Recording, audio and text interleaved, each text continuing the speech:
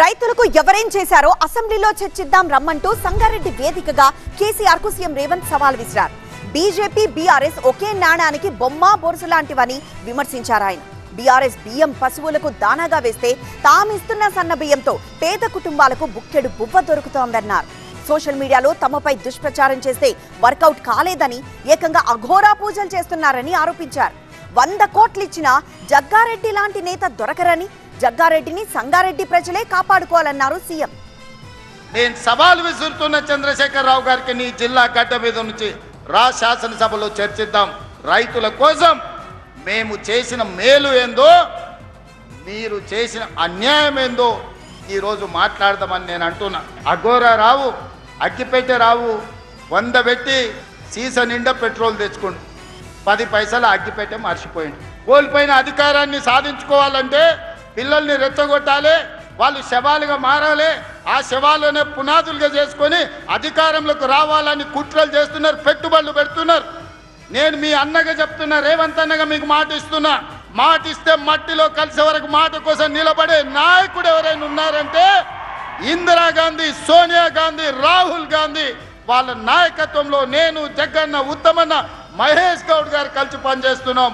మీకు ఉద్యోగాలు ఇచ్చే బాధ్యత మాది, మిమ్మల్ని ఆదుకునే బాధ్యత మాది. దుర్మార్గులు, కుట్రదారులు మీ దగ్గరకు వస్తారు, ఉన్నవి లేనివి చెప్తారు. వాళ్ళ మాయలో పడకండి.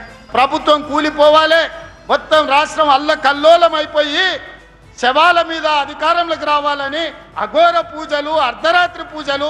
ఇంత దుర్మార్గుడు ఎవడన్నా ఉంటాడా?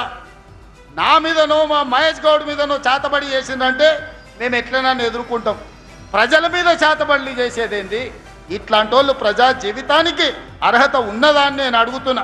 ఇవాళ ఆయన సన్నాయి నొక్కులు నొక్కుతుండు. ఒక ఆయన మహేష్ గౌడ్కు నోటీస్ అన్నాడు.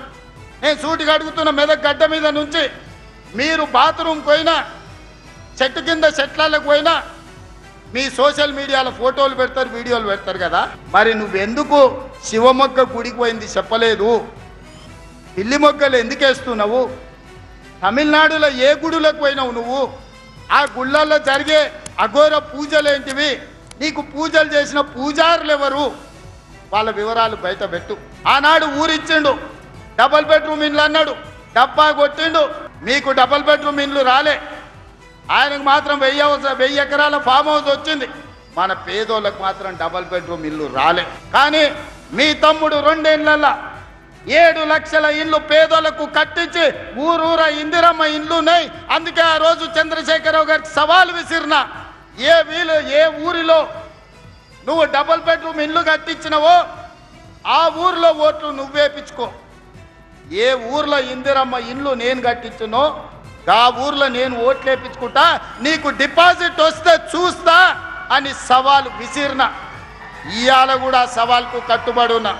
నిలబడేది నిలబడింది, నిలబడితే ఏడో నిలబడేది ఆయన చేతిలో లేదు. అది రాహుల్ గాంధీ గారు నిర్ణయిస్తాడు. ఆయన రాముడైతే ఈయన హనుమంతుడు, మీకు తెలుసు కదా. రాముడు ఆజ్ఞ హనుమంతుడు, గీత కూడా దాటాడు, చిన్న లైన్ కూడా దాటాడు. ఇంత మంచోడు. మీరు 100 కోట్లు ఇచ్చినా మీకు నాయకుడు దొరకడు, 1000 కోట్లు ఇచ్చినా, వజ్రాలు ఇచ్చినా దొరకడు.